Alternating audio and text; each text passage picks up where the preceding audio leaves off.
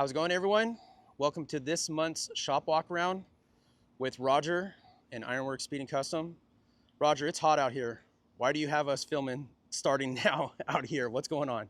Well, it's kind of tuning day here. We got Roger Holder's car that we're putting some more miles on. We got the smooth boost installed. Getting ready to get that tuned in with the Holly so that it'll help control the boost on the bottom end. And just trying to get some road miles in this thing. We filmed the video with you and Holder this morning on his car. Kind of going over to the excitement he's got in that and showing what its initial capabilities are. And the other one we got is just a truck that came in from the coast that was in eternal limp mode. So we've been doing some other work on it to try and figure out what that is. I wanted to brag on Dakota Digital because for some reason, and I don't think it's a Dakota Digital problem, but Dakota Digital wanted to be sure, so they're sending us a whole new gauge cluster to put in the car to try. And I just think that's super commendable in this day and age that they want to be sure it's not their product that's causing it. And so we're waiting on that to plug in that one because the Dakota Digitals, you can either hardwire them in or you can just plug them into the OBD2 and get all your sensor connections that way. So when you tune the car, you take the connection off of the OBD2 connector, tune the car, and then plug it back in. But every time we plug it back in is when it seems to go into limp mode. So no idea why that is. They don't know why that is, but I just think it's worth bragging on them of they're sending us the products to make sure that it's not them. Okay, real quick, what year and what engine combo and trans combos in this one? I have no idea what year it is. 73, 76, somewhere in there. Cool little dent side. It was built in Texas. Just never really tuned, never really finished. What engine? Coyote with a 10-speed. It's got QA1 suspension front and rear on it. It's just a real simple truck the guy wants to use, and it doesn't seem very usable. And it never was. Yeah. So he called us to see if we could sort through it, and that's what we're doing, is trying to get it dialed in. Do you know any history about the paint on this thing? Don't know anything about it. Yeah, it's got some patina to it. I don't know if it's original or if it's been painted. It looks like they clear coated over the patina. It's pretty cool truck. Pretty cool color. Pretty cool color. Yeah, so I haven't driven the truck. I just know they've been working on it, and we're gonna have, once we get everything dialed, we're gonna tune the car just like we're gonna do some more tuning with the smooth boost that we installed on Holder's car. Okay. Well, Holder's car, like Roger said, we just got done shooting that one with Roger Holder, the owner of the car, and man, what a great story. You guys will be able to see that video here soon, sometime later this month, but yeah, great story. Stay tuned for that one. Anything else out front here? No, just excited to get this thing going. It's got the steering wheel in it now that's been chromed. Sid Shavers wrapped the steering wheel hoop. It's got our carbon console in it with a custom billet insert with our power window switches. We're going to wind up finishing out the insert and doing some of that stuff at a later date. Roger's just really excited to use the car and just put some miles on it. This, as you'll see in the video, his family's had this car forever. Yeah. And so this is another reiteration of what it's always been, and I think he's already driven it more than he drove it in the last iteration. Yeah, such a great story. And another notable is that a lot of people know, if you've been following this build, it's packing 1,200 horsepower. And you might say, why do you need that much power? But as you'll find out in that video, Roger Holder is no slouch on understanding power and how to use it. And I don't think it's in his vocabulary for owning anything less than 1,000 horsepower. So I think it's a great story. And it doesn't even look like it would have that big of an engine underneath it, because you guys have done a great job at hiding it, concealing it from the outside looking in. Yeah, this morning when you guys were filming that video, you guys were talking about the bumps that were in the middle. And at first I was like, what? And it took me a minute to realize, oh, we raised and modified and did all, because it kind of disappears. That was a long time ago when we were even myself, when we went through the hood and trying to figure out how to stuff all this under there and keep it original. I'm like, what do you guys? And then I remembered, like, it just turned, this peak in here that Stu put in the hood looks so good. Yeah. It turned out looking really nice. It blends in. It does not scream at you at all. And typically, anyone that's not a real Chevelle enthusiast about a 67 would probably not even notice that at all. Yeah. It's crazy. And then we made the vents, and they're open so that hot air can come out of those instead of being sealed like the factory ones were. Just doing everything we can to try and get heat out from underneath the hood, make clearance for the blower.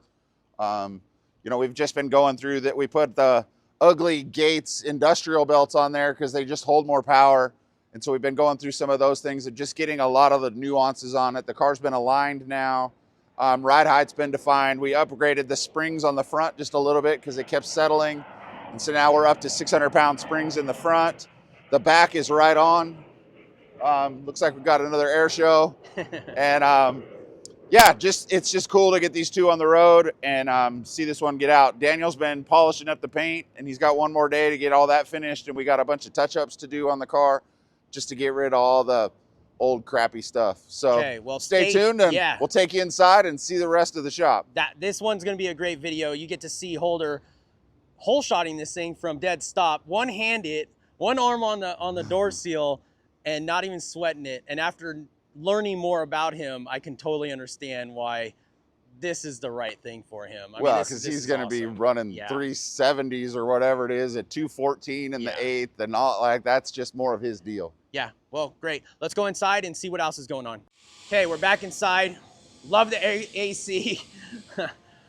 Talk to me about Dalesh's 78 Mercedes. You haven't been gone from Bakersfield that long. It's not that hot. Today's nice. It's 98. It's nice in here, though. I commend you for having a full AC system in your shop. Yeah, you should try it on the hot days. Yeah. Yeah. So here we are, Dalesh's Mercedes. Jose's over here putting in the hard work of connecting all the wires, all the plumbing, all of this stuff that goes with an LT4. Tons of wiring, tons of bracketry. The most, like, yeah, sometimes I think we just tried to make it even more difficult because there's a ton of stuff. And so we're pre-wiring it to make it all nice, loom it all together, fit everything together, fit everything behind the dash, fit everything behind the CAD design dash. So we try to get everything in there as we get all that, as we get through the progress so that we're sure that everything fits behind the dash that we design in the car. So just real quick, you know, I gotta commend you. I've always idolized how you guys do your cars. This is obviously a prime example of a lot of wiring, and you make a bar to kind of just set everything in place and work off of with mounts and everything. So it's very clean. So there's a lot of fabrication and design that's internally underneath in places that you can't see from the outside that people will never even know about, but this is the fit and finish.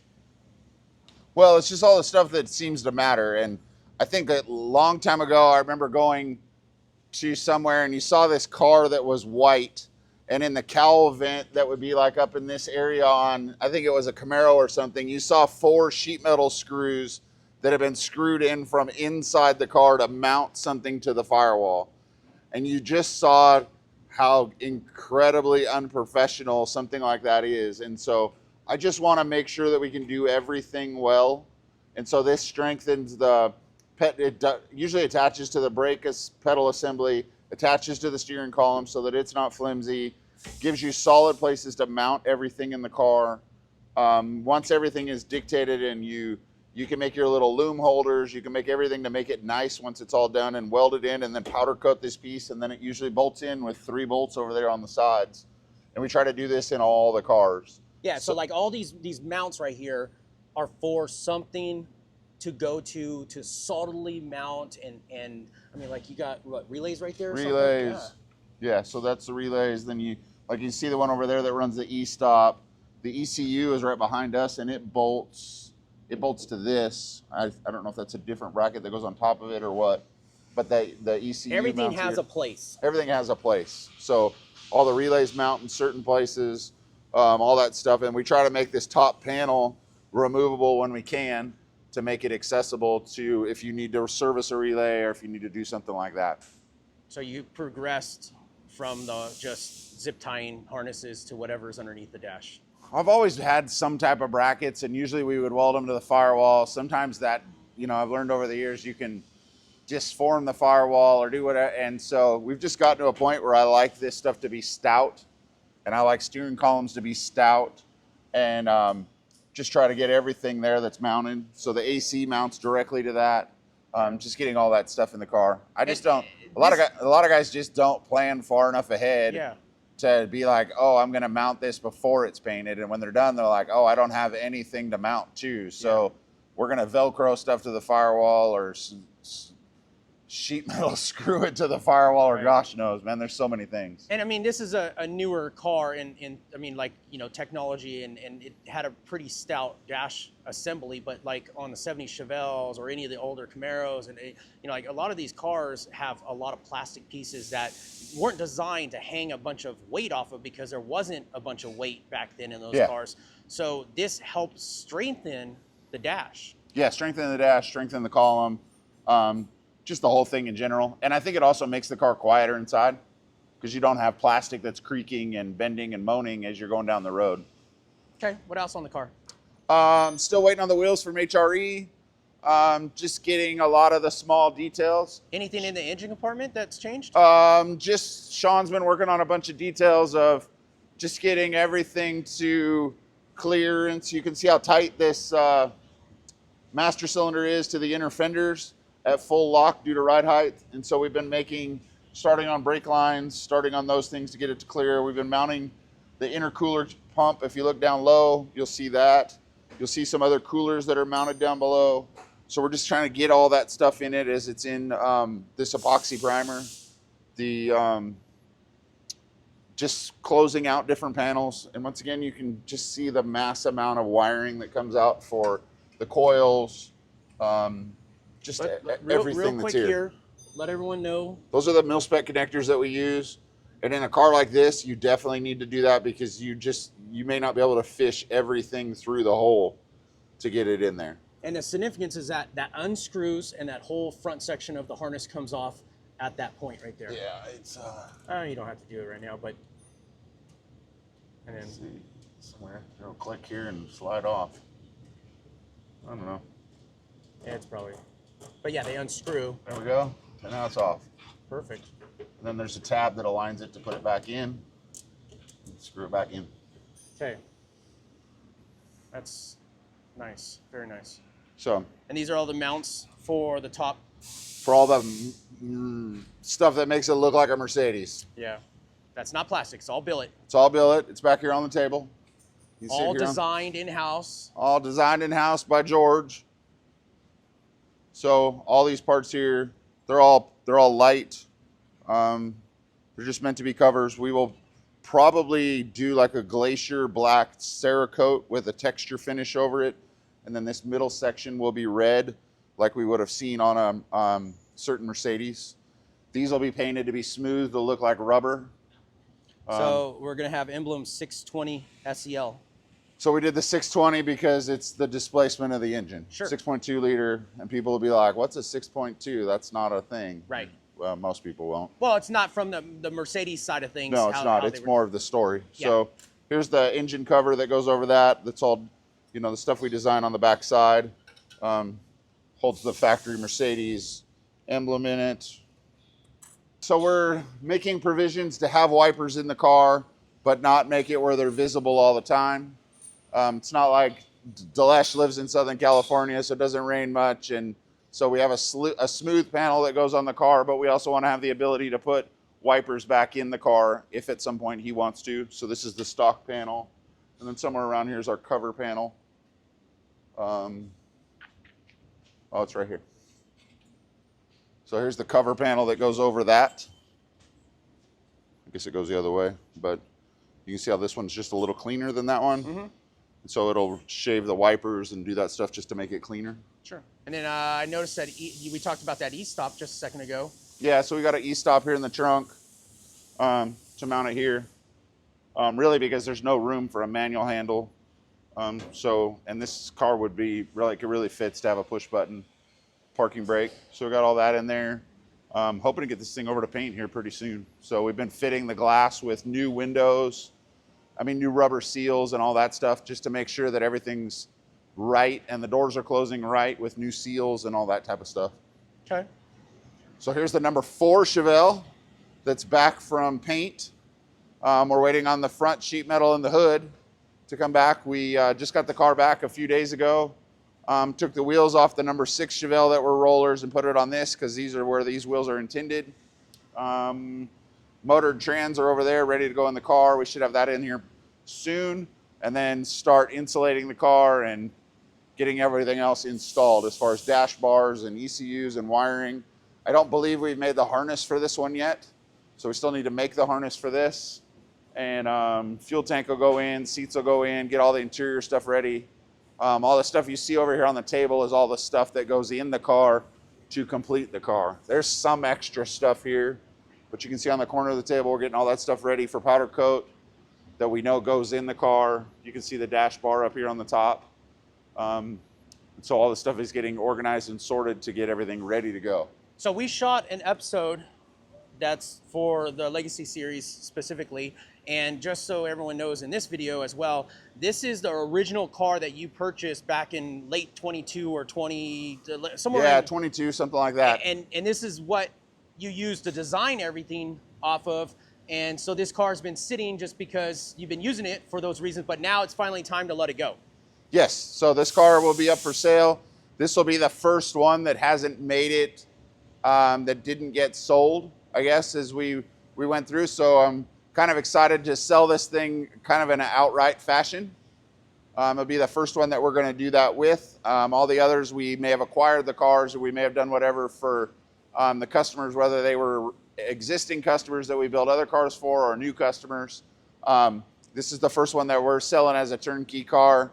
Kind of hung it out there and picked a color, wanted something that stood out a little differently, wanted some of those things. And so we picked a black cherry color, that this was a factory original color. And so we've been trying to just paint them factory colors just because, man, they did a good job. This black cherry looks really good. I was kind of nervous for a little while that we might have done the wrong thing, but man, this thing's going to look really cool. Got the vinyl top installed, and just getting ready to get everything else assembled. And 70 front end, but it's going to have 71, 72 71, rear. 72 rear bumper. Unless someone purchases it. Yeah, and wants that's it an as a easy 70. change. Yeah. So there's a few things that if you wanted to change, we could. But it will have to be an automatic transmission car. Okay. 10-speed. 10-speed automatic, which That's a nice suck. combo. Doesn't suck. It does not. So, Okay. yeah, so we got that. We got the number 6 Chevelle over here that we are going to build the exhaust for number 7 while we're waiting on the chassis. So we're getting ready to do that. Just going to put it on the 2-post lift out here just to have more access.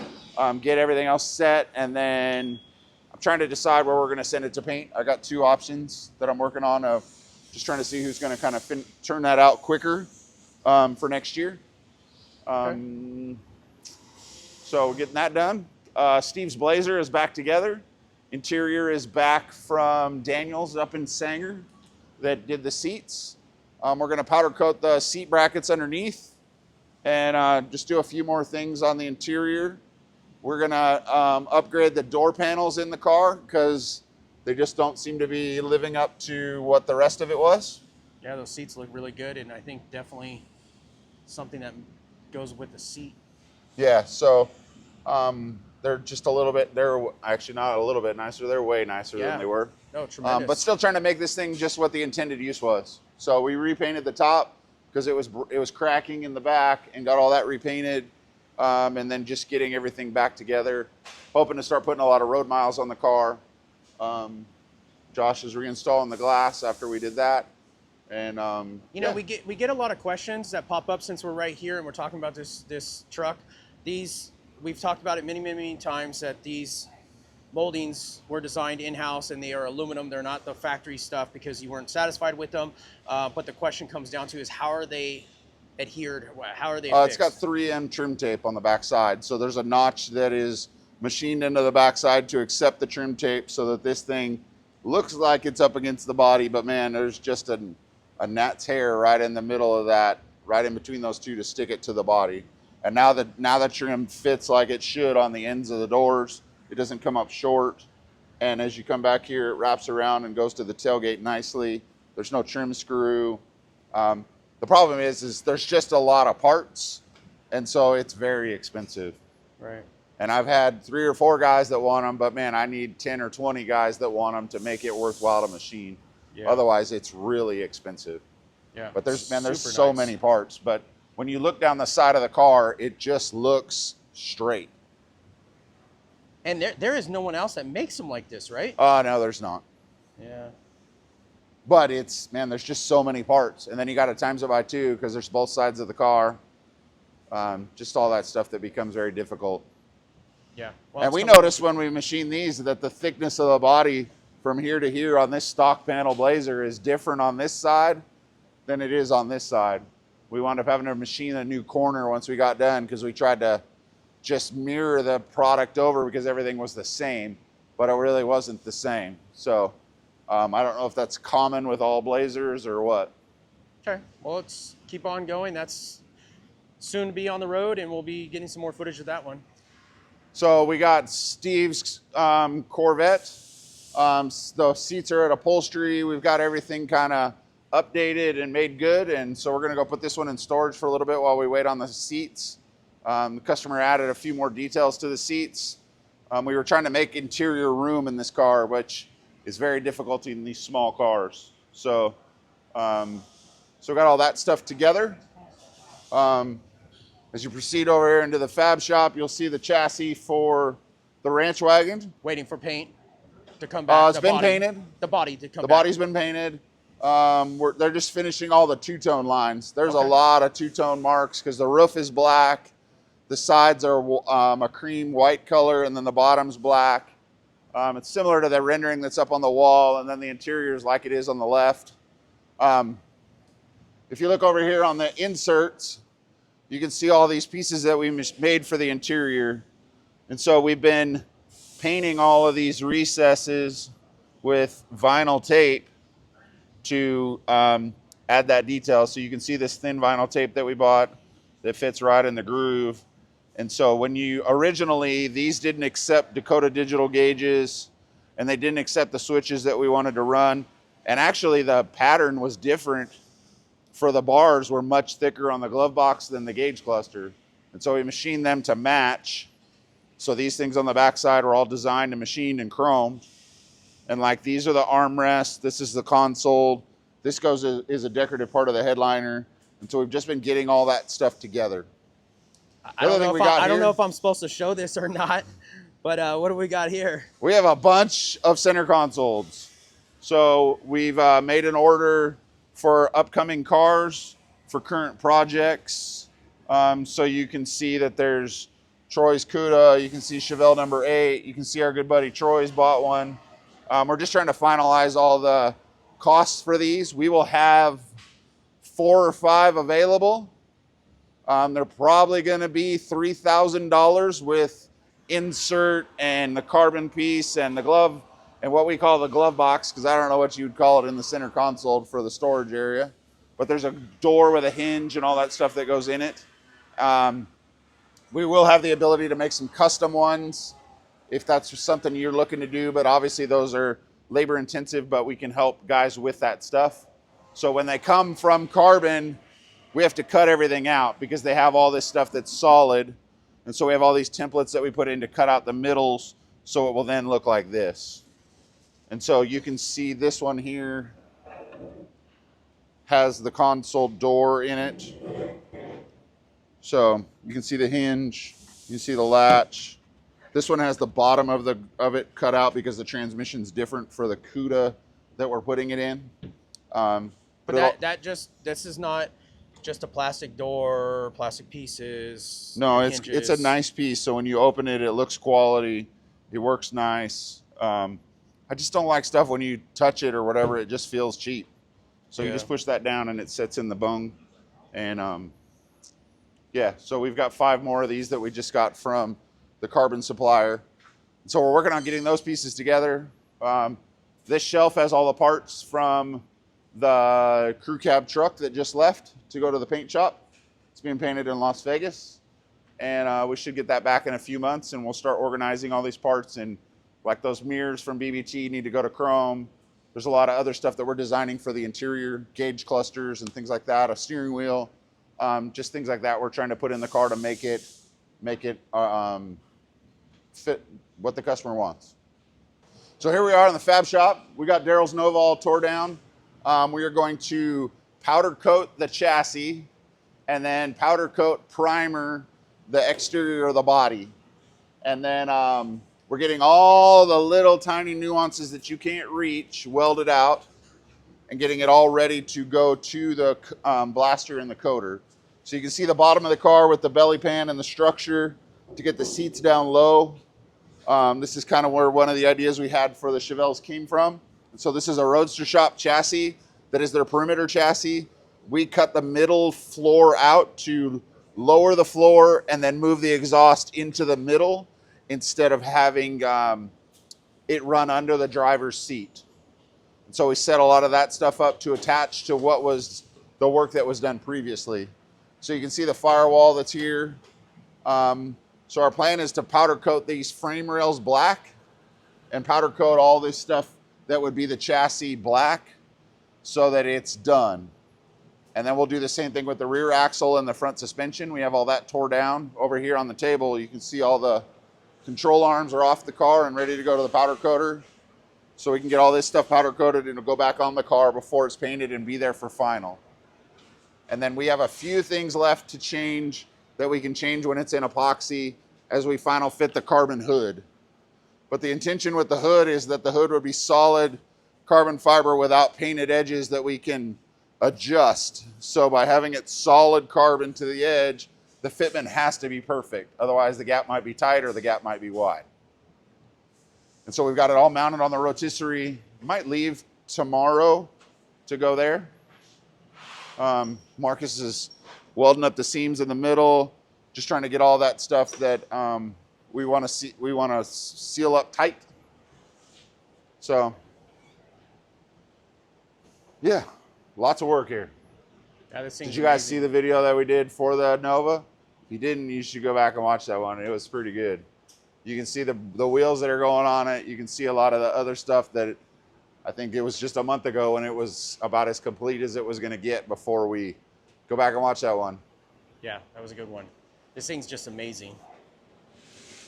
How we doing, Marcus? Good. After 2 years of me being on it, it's finally looking like there's light at the end of the tunnel. So I can't imagine how Darrell feels. I know it's been a long time coming, but I think he's pretty excited. He's pretty excited. Yeah. Hopefully his clutch foot still works by the time it's done. So. All right, let's check out the Cuda. So we've done a little bit on the Cuda with trunk stuff, just getting all the trunk rubber fitting to the trunk lid, just a little fine tuning details. I think George in the CAD department's been working on the majority of it. You can see one of our carbon dashes for the Chevelles that's here, that's kind of out of the car. We haven't done a lot we've just been working on the details of small behind the scenes fitment stuff. Getting all the rubber in the doors. We changed the latches to the GM modern latches and strikers. We set up all the door rubber that goes in the cars, getting all that stuff to clear. Getting some of that, just all this stuff to fit in the car the way it should before it goes to paint. So,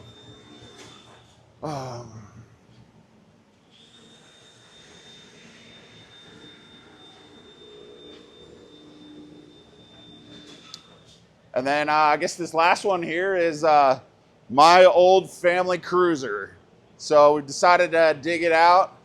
I bought this car about 5 years ago because it's one of the few cars that I liked that my kids would fit in and I could fit in comfortably. And it's a 1941 Cadillac. I bought it completely stock and we drove it around completely stock and came back on a tow truck half the time. So we've just been kind of going through stuff to not go overboard on the car. I just want to drive it and have fun in the car. Are these curb Those feelers? are curb feelers, bud. Curb feelers. This way you know where the curb is. You gonna leave those on? They'll probably go. Man, it's been a while Or since that I've might seen be those. overboard. I don't know. So we're going to run the stock frame just to keep a lot of the stuff, it just trying to not let this thing become a slippery slope. It's already got an LT1 with a 10-speed, but just want to drive the car. Probably try and decide how to keep a lot of the other stuff simple. It's pretty much how it came, short of the other parts. We're trying to finalize our transmission position with ride height. Trying to find that ride height that we want for the car where everything still fits. Wait a second. So the front of this car has a rear steer Speed Tech Camaro sub in it. So you're keeping the frame stock. Well, I'm keeping the rails because they're super tall Yeah. and super thick and strong, and it's a convertible. And so I want to keep that stuff. But we've had to do a bunch of work to keep the 10-speed and the LT1 not down where it's not down super low. I like it. That is super cool. So the intention is to raise up the front a little bit and lower the rear a little bit and probably just put a 4-link in it because the rear leaf springs are going to get too flat. Yeah. And hopefully it's done before my girls don't want to go in the car with me. They used to ride around in the car seats with it. So obviously you should see the springs that are on that hood. They're like garage door springs. What's that hood weigh? A lot. A guesstimate. 100 and something pounds. Wow. This car's solid. All right, so we're going to end this one out with the 35 Chevy. You guys just got back from the Quail. How was that experience? That was a very mind-blowing experience. To go to a show like that I'm not even sure I knew existed, to see the level of cars that were there, that were restored, custom, and then the latest hypercar stuff that you would see from all kinds of different manufacturers you've got Koenigsegg there, you've got Lamborghini there, you've got Bugatti there, then you have your Resto Mod kind of guys, like Ironworks and Singer that are bringing their Porsches. You got the other company, Zinger, that I've never even heard of, and they make a bunch of crazy cars that you sit in front to back in each other like a jet ski, and these cars that are $2 to $4 to $10 million, I guess. Wow. There was a Gordon Murray car there that I was told was $15 million, and they were selling 5 of them, and I had already sold all 5. And so I kind of equated the show as if you were to have a car show at Disneyland, because like everything is set with style, everything is set in this, like, it's not like they even had bushes in front of the bathrooms. Like they brought in bathroom trailers, but in front of that there's bushes so that it's not in the, like, it was total. But it's why the tickets are I've heard that the retail on the tickets is $2,000 a ticket to go to this event. And there's a flyover with 5 jets that happen. The Ring Brothers unveiled their new Aston Martin car that they've been working on for a few years. That's incredible. It was really cool to see just the level of quality from restoration cars to custom cars. And in the beginning, we were just excited to even be invited. I mean, we applied to let them know we had the car, and then they accepted us. And it was honoring just to be able to be invited to go and participate in that, because I've never even been to that event. And then to find out that we won our class, which was the Custom Works or Coach Built class, of just all kinds of cars that were in our class. There was another 32 Ford to this carbon-bodied Porsche 928 to, Larry Chin had his R34 there. It was just neat to participate in that and see a lot of people who seemed to really understand the handiwork that had been in this. We've been to quite a few shows with this car this year, and to see the response from women over the interior was kind of mind-blowing as well. Is that it's been described by a few people that the only way you could make the interior more shiny would be to put diamonds in it. And so it's just neat to participate in that event.